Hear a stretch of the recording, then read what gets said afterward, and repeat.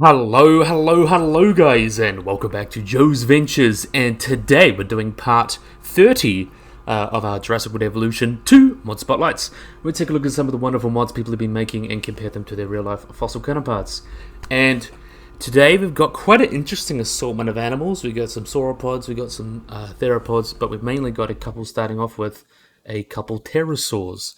So I'm really excited to get stuck into that. So today we're going to be starting with Marodactylus, but it's not Marodactylus. It's actually a closely related species, as I went into, so we'll let that release. Done by Nanolicensis, who's made a lot of wonderful mods.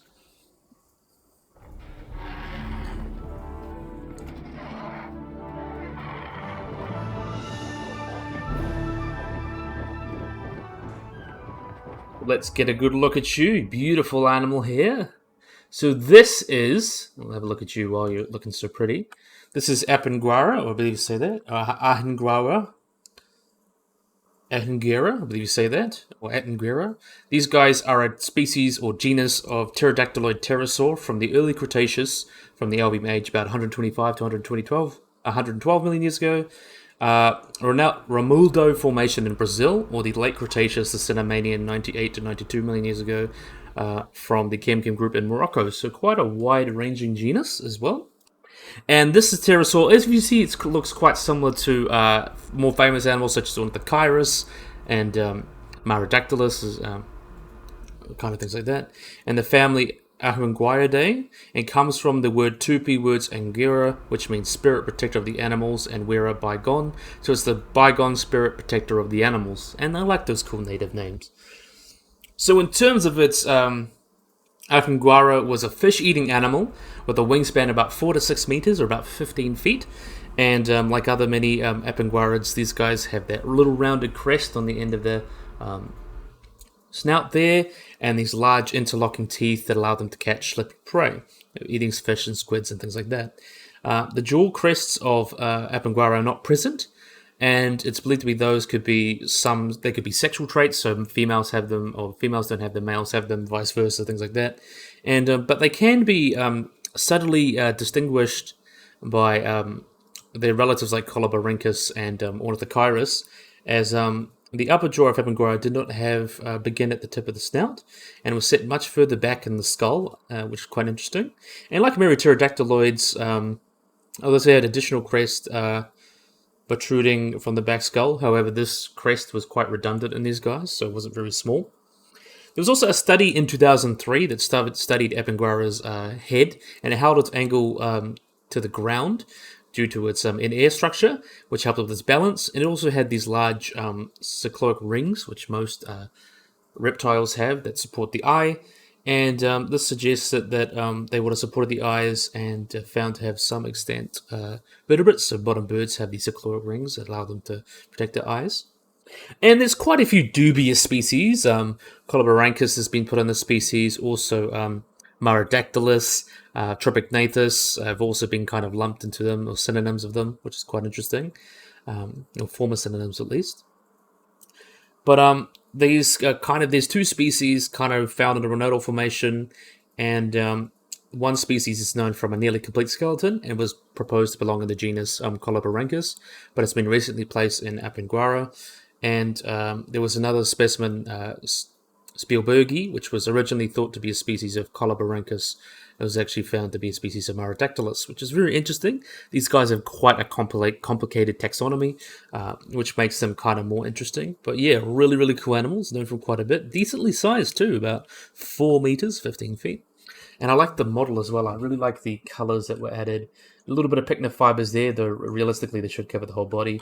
And I think this really gives the Appenhuara quite interesting, distinct feel compared to the other pterosaurs in the game. So yeah, really, really cool. So we're going to let them fly off and do their thing. Next up, we have got a more famous pterosaur. We've got Pterodustro, done by Annoying, with the 0, which is quite interesting. But yeah, we're going to have a look at Pterodustro.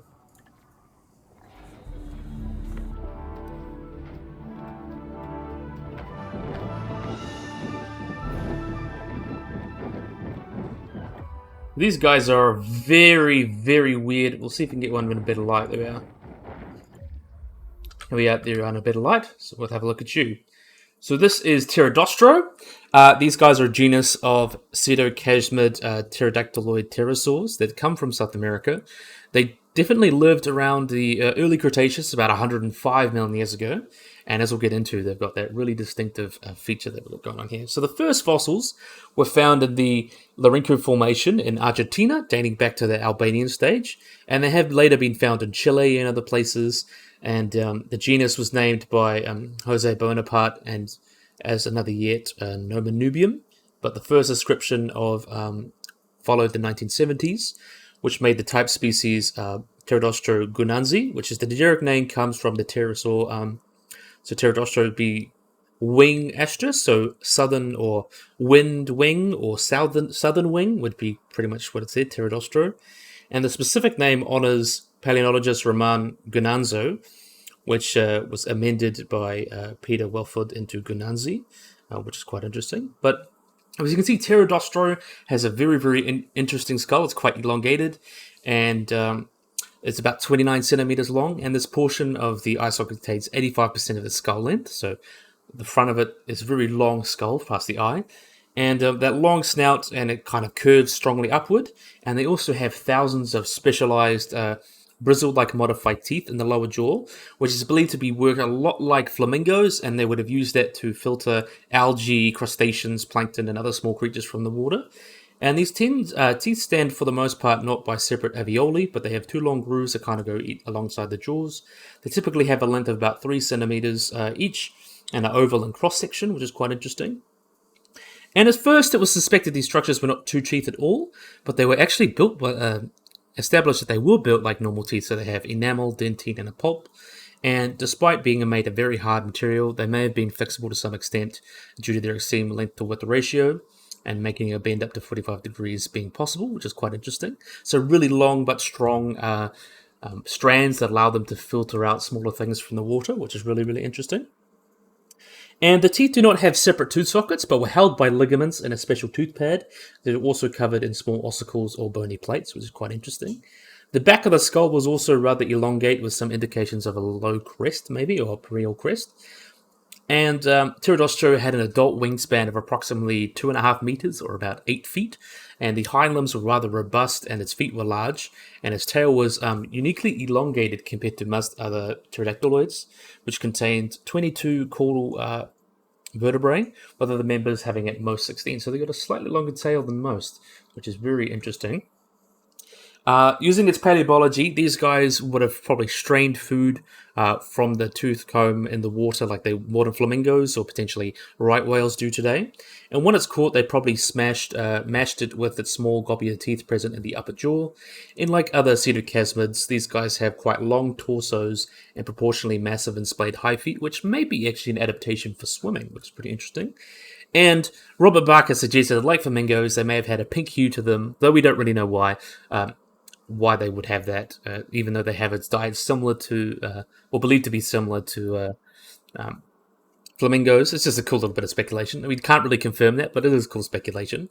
And there's at least 2 specimens of Pterodustro with stomach or gizzard stones in its stomach cavity, which was first ever reported in pterosaurs, and they're believed to bolster the idea that these guys would have been feeding on hard-shelled aquatic crustaceans using that filter feeding, with these invertebrates actually being quite abundant in the formation they found. We also have quite a good amount about the growth of Pterodustro, and it seems that the growth stages of juveniles grew relatively fast in their first 2 years and attained half their adult size pretty much in 2 years of their life.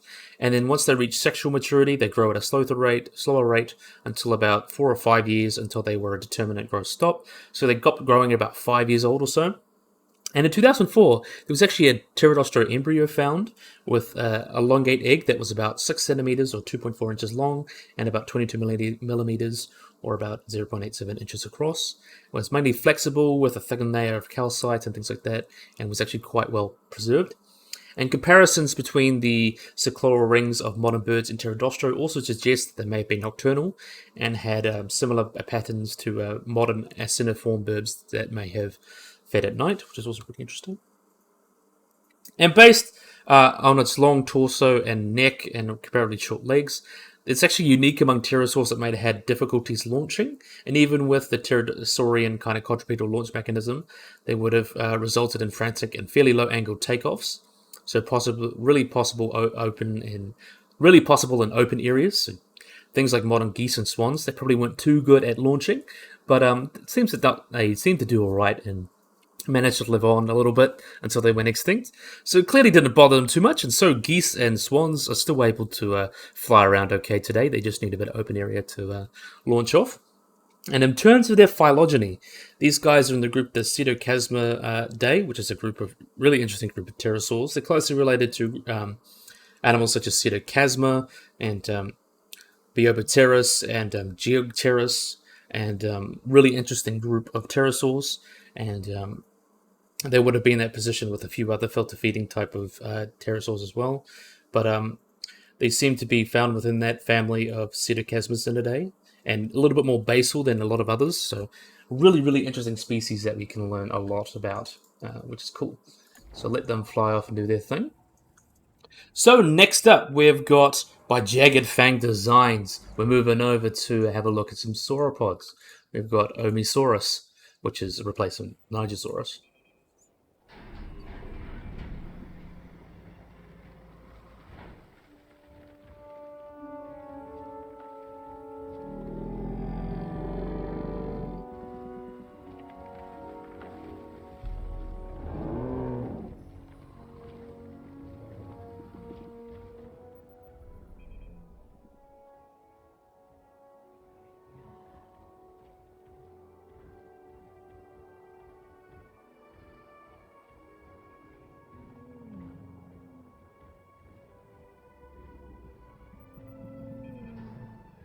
So here we are with these long boys. We'll have a look at this little guy and this big guy in the back, because you've probably got the best view of him since he's all by himself. So this is Omisaurus, a really, really interesting dinosaur, as you can see here. Ported over from Jagged Fang Designs and the other games. This is a genus of sauropod dinosaur, which names means Omi lizard. Comes from the Middle Jurassic period, or the Bethnopian or the Calovinian stage of what is now China, and comes from Mount Emi, or which was discovered in the lower Saxamayo Formation in the Shenzhen province. And like most other sauropods, these guys were quite large herbivores. The largest species known, which is Omisaurus tunifuensis, was measured about 18 to 20 meters long, or 59 to 66 meters long, or feet long, I mean, and weighed about 8 to 9 tons, or 9 to 10 short tons, though other species were much smaller, with the type species being about 14 meters long, or 46 feet, and about 4 metric tons, and O. mayonensis being about 15 meters, or 49 feet, and 5 metric tons. So there's lots of different species of these guys, so it's kind of hard to judge which one's actually real species, because this guy's, I think, split quite a bit. They were initially discovered in 1936 by Charles Lewis Camp, who found a partial skeleton in China, and the material is now taken to the Institute of Vertebrate Paleontology and Paleoanthropology in Beijing, where it got the name Omisaurus jucinensis, which was included like vertebrae, things like that. Really, really cool. There's been other discoveries, and even more recent ones. They've kind of been found different ones all across China and things like that, especially like 1980s, things like that. It was once classified as a Cetosauridae, but that's long been considered a waste bucket, so people just kind of throw it in there because we don't know where else to put it. But it actually forms a group called the Elevatopidae, which is a group of Jurassic sauropods that includes Mamenchisaurus and Humongosaurus that lived in Asia. And these guys are formerly, and they were also now placed in separate family, Mamenchisauridae, but they've kind of combined their group, and the most basal species is kind of Omeasaurus. Argentinosaurus was the most basal species, and the largest one being Teophuensis, which is probably the one represented here. But yeah, quite interesting. In terms of its paleoecology, though, you can see it's got this really extraordinarily long neck, like a lot of its relatives, including Mamenchisaurus and things like that. Stupidly long, and it looks rather pretty. And it's got the correct feet as well. I love seeing correct feet on my dinosaurs. And it looks rather pretty, how pretty these guys are. And they also have this little club on the end of their tail there could have been potentially used for defense or just a hardened little vertebrae to fight each other with. But yeah, really, really awesome model. I do love this model so very much. We've probably already seen it in the first Jurassic World Evolution, but it's nice to see it ported over and much beautiful, really beautiful here.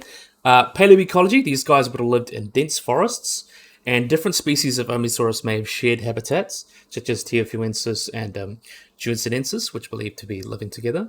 And they lived with animals such as Shunisaurus, which is another sauropod with a big tail club, and Dotosaurus as well.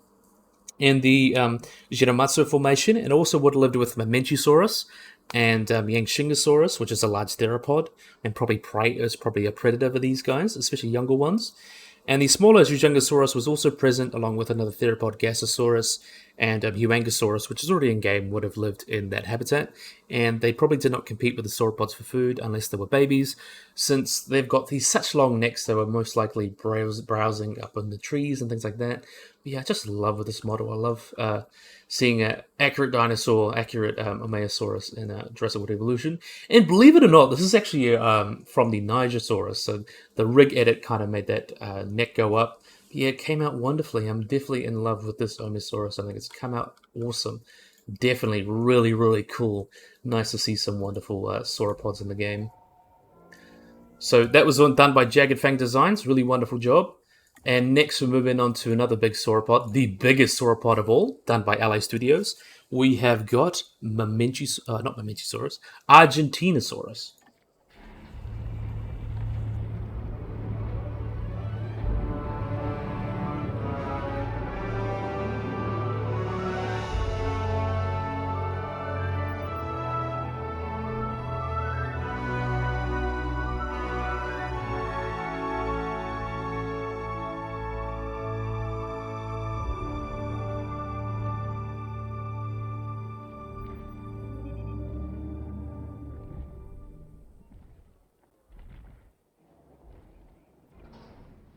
So here is Mamenchisaurus. Let him walk forward a little bit. Oh my gosh, such a big animal. So this is Argentinosaurus. Don't know why I keep saying Mamenchisaurus. I think it's got Omisaurus on the mind. But anyway, here we've got Argentinosaurus. So this is a genus of giant sauropod dinosaur that lived during the late Cretaceous of what is now Argentina. And although it's only known from fragmentary remains, this is believed to be the largest dinosaur of all time, with reasonable evidence instead of those silly ones that are like either fragmentary vertebrae or just footprints. This is the largest one that we can kind of sort of reliably say is the biggest. And these are such huge animals. So the first Argentinosaurus was this first specimen, I believe, was found in 1987 by a farmer near the Huinsul Plaza, and was a scientific expedition to find it by Jose Bonaparte kind of yielded the several back vertebrae, sacrum, and parts of the tail. And additional specimens have been found that include the femur, things like that. And it was named by Bonaparte, named Argentinosaurus by Bonaparte and Rodolfo Curia in 1993, and contains the single species Argentinosaurus huinsulensis, which means the Argentine lizard from the Plaza Huinsul, which is pretty cool. So really, really awesome discovery and a really, really awesome animal. But we want to talk how big this guy is, because this is what basically made Argentinosaurus so famous. So Argentinosaurus is basically the largest dinosaur that we can reliably size, and though its exact kind of measurements have been something that people have been trying to talk about the years. Some older estimates kind of revealed things like 30 to 35 meters and potentially up to like 100 tons.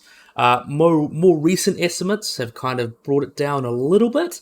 The most recent estimates estimate between 65 and 75 tons, based on skeletal reconstructions, or about 75 tons is kind of that most recent estimates, but still in the size range about 30 to 35 meters long. So still quite big, as long, if not a little bit longer than a blue whale. So really big animals, just not quite as heavy. And while Argentinosaurus, it's the largest, is definitely a massive animal, but there's disagreement between a lot of different titanosaurs that include or a lot of different sauropods like Dreadnoughtus, Pterodustro, Alamosaurus, a giant Mamenchisaurid, or Supersaurus diplodocus may have got longer, but they would have been considered less massive. But Argentinosaurus is probably the heaviest one that we can reliably estimate, which is pretty interesting. And yeah, the complete femur of this guy is huge. It's 2.5 meters long, or about 8 feet long, and has a circumference of about 1.18 meters, or about 3 feet at its narrowest part. And that helps kind of estimate the size, which is really interesting. And by comparison, other giant titanosaurs have like a femur that's about like 2.35 and 2.38 meters, or 7 feet or so. So this is definitely quite a bit larger than those femurs, which just cements how large this dinosaur actually is. It's a gigantic animal.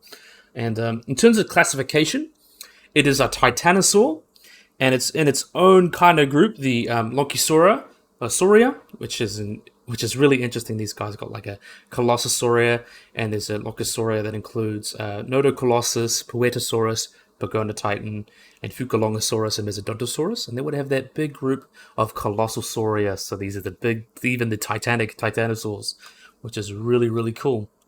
So in terms of paleobiology, these guys would have been so large, made possible due to the efficient feeding of its long neck, and fast growth and fast population recovery because they have lots of small offspring.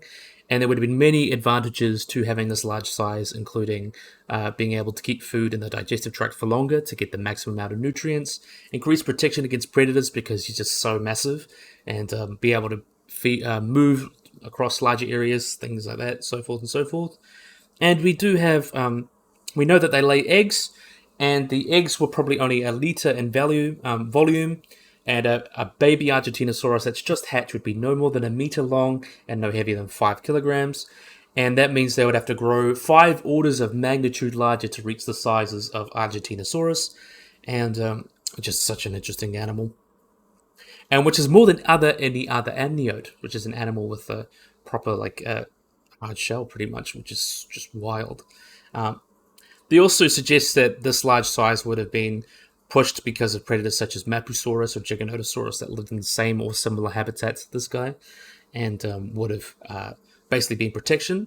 But from what we know, Mapusaurus has been found in a bone bed with up to 7 individuals, which could suggest that they could hunt in packs to try and take down Argentinosaurus, which is really, really interesting. And we actually know the potential top speed of Argentinosaurus. In 2013, there was a study that looked at the gait and speed of Argentinosaurus, and using the model of about 83 tons, which is a bit larger than modern estimates, but this is kind of just for the study. The model could reach a top speed of up 2 meters per second, or about 5 miles or 7 kilometers per hour, and it concluded with its giant size it may have reached that functional limit, and much larger terrestrial vertebrates may be possible, but they would have to be very differently shaped than Argentinosaurus to actually work, which is quite interesting. And the authors of this model were obviously cautioned that the models were not fully realistic or too simplistic and could be improved.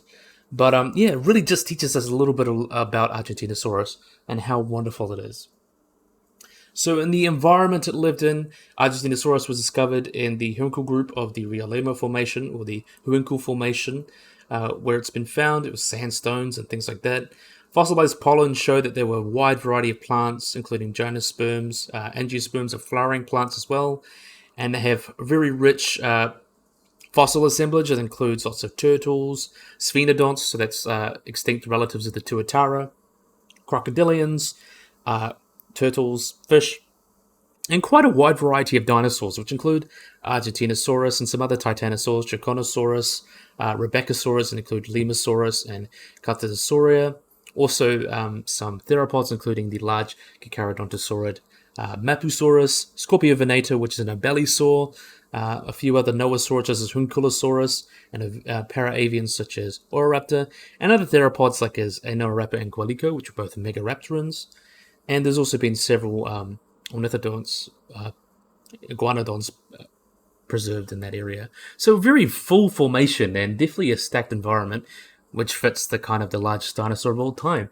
And I'm going to say this is very much obviously inspired by the Prehistoric Kingdom one, but that one is actually quite recently based on evidence, and you can see how interesting this guy is. Such an awesome animal, and it's really great to see it in Jurassic World Evolution, and just such a wonderful animal. How can you not love Argentinosaurus?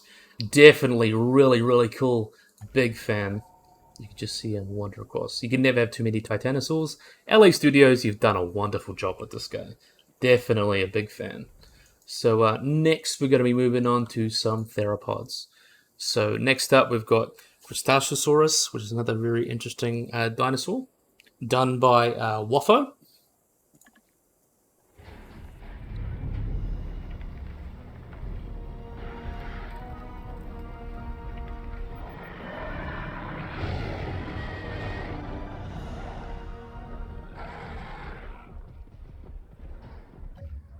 Let's have a look at you, wonderful guy. So this is Cristasaurus, I believe you pronounced that. These guys were a genus of theropod dinosaur that lived in Niger in the early Cretaceous about 112 million years ago, and was a baryonychine member of the Spinosaurians, or Spinosauridae, so very closely related to things like baryonyx, and they were quite powerful, large bipedal carnivores with large arms and crocodile-like snouts.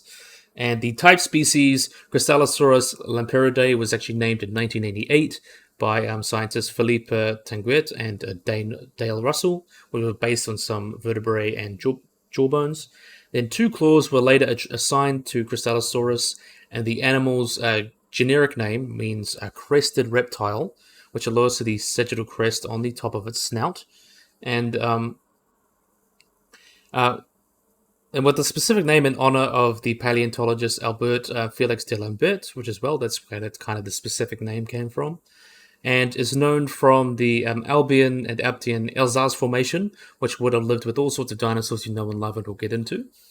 So this was originally proposed to be an intermediate species of baryonyx, but that's been subject to debate, and some argue it could be the same dinosaur as Suchomimus, and there's been some concludes that these guys are nomen so they're indistinguishable from either Baryonyx or Suchomimus. Just depending who you ask, it's very complicated taxonomy things. The first fossils were found in 1973 by Philip Tanguert and the Alsace Formation in Niger. That includes premaxillary bones and dentary and just a few vertebrae and things like that. Kind of hard to tell. They were referred to an unnamed theropod within the Spinosauridae, so they were also based on the shared characteristics of the holotype dentary of the Spinosaurus. But yeah, kind of just don't really know.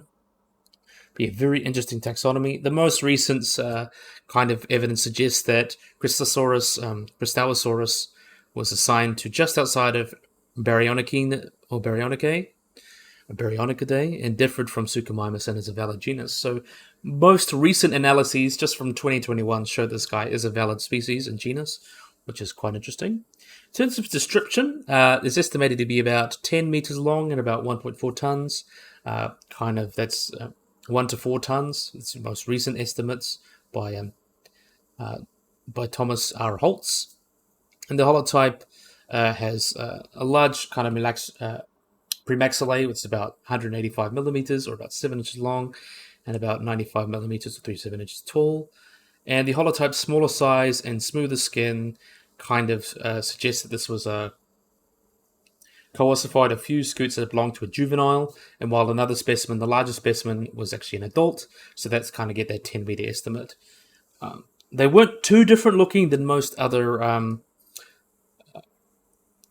baryonychines and things like that. They're very characteristic of Spinosaurids as well. And there was also a crest that ran lengthwise down the premaxilla, which is actually seen in Baryonyx and Suchomimus, and very prominently in Appenhuara and Irritator, which is quite interesting. And the vertebrae that we show as well, these guys didn't really have a neural crest as tall as Spinosaurus, but they would have potentially had a tallish crest, which is quite interesting. And out of the 2 ungual claws, the one was equivalent in size of those found in Suchomimus and Baryonyx, while the other 2 were a little bit smaller, and it's just they would have wielded these 3-fingered hands carried by robust arms, which is too different from most other Spinosaurians or Baryonychines. Spinosaurids are obviously these large bipedal carnivores. These guys are more closely related to things like Baryonyx and Suchomimus, kind of that more African or Northern African Eurasian clade, would have been more related to those guys. And they're found in the Alsace Formation, which is mainly sandstone, things like that.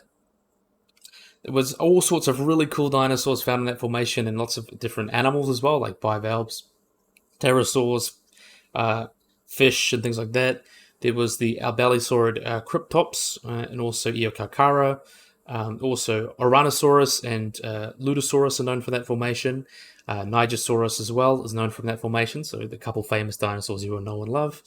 And there's a few other giant crocodilians that you will know for that formation, like Sarcosuchus, and some small ones like Anatosuchus, Parasuchus, and Stochylosuchus, which are both all little kind of notosuchians from that formation, which is really cool. And the local flora seem to be mainly of like horsetails, angiosperms, and ferns, and which is based on the dietary adaptations for the sauropods that lived in the habitat. And they may have seemed to have adapted this really semi-aquatic lifestyle that a lot of spinosaurids have. And looking at the unusual traits of Cristasaurus, and obviously things that its relatives have, they have these large claws and long crocodile-like snouts they would have used to catch prey in the water, so most likely fish and small things like that, and quite good at catching that slippery prey. And they may have been good swimmers, considering some more recent studies shows that Baryonyx itself was actually a pretty good swimmer and a better diver than even Suchomimus. So really, really interesting implications for that ecology there. But yeah, a really, really awesome dinosaur done by Waffo. Really did a great job. So let's them run off and do their thing. Make sure they run off and do their own thing. I don't want them to bother me while we're making... there we are. So next up, we've got Torvosaurus gunai, done by Furlong and Lautram. So we've already kind of covered this guy before, but this is the cool species, the gunai, not Tannerai that the Jagerfang Designs one made.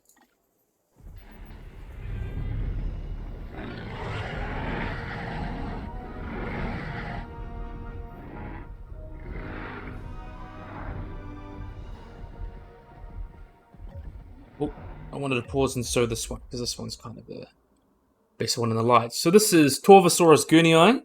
So Torvosaurus itself is a carnivorous megalosaurid theropod dinosaur that came from the middle to late Jurassic, about 165 to 148 million years ago.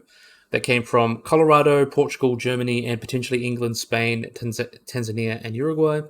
The second recognized species, this one, is gunai, which was named after James Gurney, who's quite a famous paleoartist. So the first discovered remains of this guy in, where is it? In Portugal was in 2000. There was material from Portugal described by Octavio Matuas and Miguel Tenes Anutis. I could say that, I can't really say that.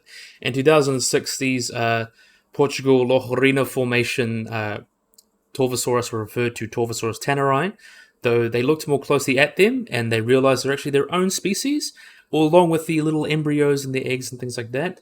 They were also referred to Torvosaurus, and the species in Portugal was then named Torvosaurus gunai, which was named after James Gurney, which is the creator of the Dinotopia series and quite a prominent paleoartist, and is actually the largest named theropod known from Europe. And there's also been some other isolated remains found from Spain, which may have been related to Torvosaurus or related taxon. It even got 15% larger as well. And furthermore, remains of a large spinosaurid from the Isle of Wight may actually kind of beat this record, making that New Zealand's, the largest European theropod, which is quite cool. So as I mentioned last time, Torvosaurus is quite a large animal. They've got about 10 meters long and about 3 to 4 tons for the Portuguese species of T. gunai, which makes it the largest land carnivore in the Jurassic. Though there are claims that obviously the American species could get a little larger based on remains of Umaca rex and Brontoraptor. But yeah, it's still a decently large animal. One way that you can tell gunai and tannerai apart is that the upper jaw of tannerai has more than 11 teeth, but T. gunai has less teeth. And later examinations might have shown they belong to a holotype. So there may have been actually two species, may be distinguished based on morphology, things like that. It's not actually a true way to distinguish them, but it's kind of neither here nor there. Torvosaurus itself is a megalosaurid, so it's related to Megalosaurus and Raptor, and even related to things such as like Afroveneta, things like that, as they kind of split off. And in terms of their paleobiology, as I mentioned, there was some found Lojorina formation that were in eggs, and that was found in late Jurassic. And it shows a lot about these kind of dinosaurs' ecology and how they grew up. and it suggests that they may have potentially had fossil eggs were really found together. So it's like, well, we actually found this, and they laid potentially like quite a few eggs. These eggshells were highly porous that allow gas into them to allow the babies to breathe. The eggs were abandoned, but we actually don't know if Torvosaurus may have had parental care. It's very possible that they did. Even crocodilians today are very, very great parents, which is really, really interesting. And what makes it so interesting is that we don't really have. They are the most primitive dinosaur embryos known. So Torvosaurus kind of holds that record. The only basal theropod embryos known as well. These fossilized eggs and embryos are also really found, so really hard to find, and it represents the first evidence of a one-layered eggshell in theropod dinosaurs. And also allows research to link the new eggshell morphology to the histology in a particular group of theropods, which is really, really interesting. So that little discovery of clutched eggs in 2013 really taught us a lot about how dinosaurs laid eggs and how that evolved and how dinosaurs grew up, pretty much. So that's really, really cool. In terms of their habitat in Europe, the Lojorina Formation is kind of a coastal area with a strong marine influence, and it's actually flora and fauna was actually quite similar to the Morrison, even though they were separated. They only recently separated, so they would have been quite common faunas. There would have been Torvosaurus is most likely the top predator here and lived long in a European species of Allosaurus, Allosaurus europus. Also lived with Ceratosaurus, Stegosaurus, and Camptosaurus. Those are the theropod Lojorinosaurus, Titan, which was a large sauropod related to Brachiosaurus. There was also Diplodocids, Dicraeosaurus, and Lojorinosaurus as well. Also present, there was also some other stegosaurs such as Tyrannotitan and Miragaia, and Dracopelta was an ankylosaur as well. And Draconix was an iguanodontid related to Camptosaurus. And due to the marine nature of that formation, there's also been lots of crocodilians and turtles and sharks found in that formation as well. That's really, really cool. And they would have lived with this European species of Allosaurus and competed for resources with each other, very similar to how animals in Africa today compete for these resources. Very different ecologies. They would have had different niches, things like that, preying upon different things, which is really, really interesting. And I think this is cool to cover that. So we've talked about gunai and tannerai, so we've got both covered, both species known until that third species from Germany is found. But last but certainly not least, we've got something really, really cool. This one was done by Hyper JWE2. We have got Tyrannotitan, or the Tyrannic Titan.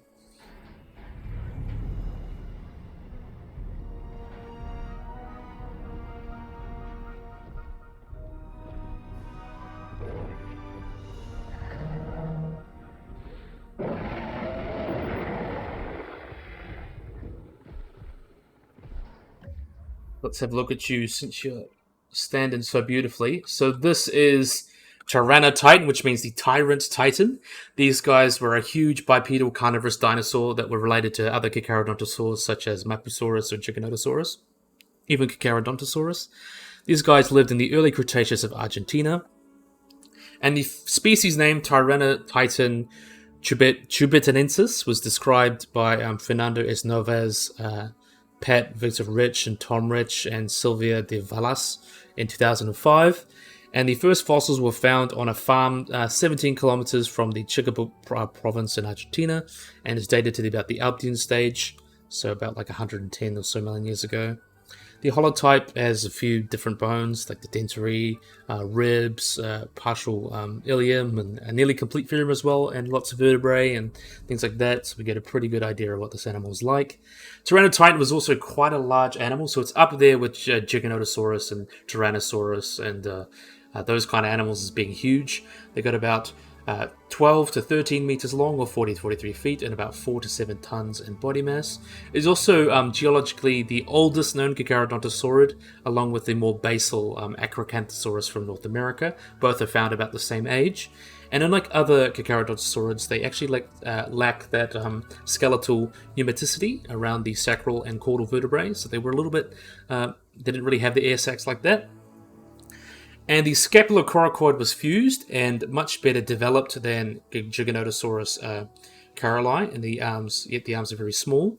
So it very shows the kind of the adaptations from Tyrannotitan into Giganotosaurus and Mapusaurus, which is quite interesting. So in terms of these guys, they very similar, especially these dentaries were chisel-like and virtually identical to that of other Carcharodontosaurs, so very similar ecology. And the femur of the paratype specimen is about 4 foot long, or 1.4 meters, and they typically show up in this group. In terms of their taxonomy, they're in this group within Carcharodontosaurinine, so that includes Carcharodontosaurus, Mapusaurus, Giganotosaurus, and Tyrannotitan. They're in their own little family called Gigantosaurinae. That includes the most basal member, Tyrannotitan, and then Mapusaurus and Giganotosaurus, and potentially I think Megaraxes could be potentially in that, but that's not shown up in taxonomy yet. But they were that Tyrannotitan was kind of the earliest member of that group, and tells us a lot about the evolution of these large Giganotosaurids, or Giganotosaurs, you could say.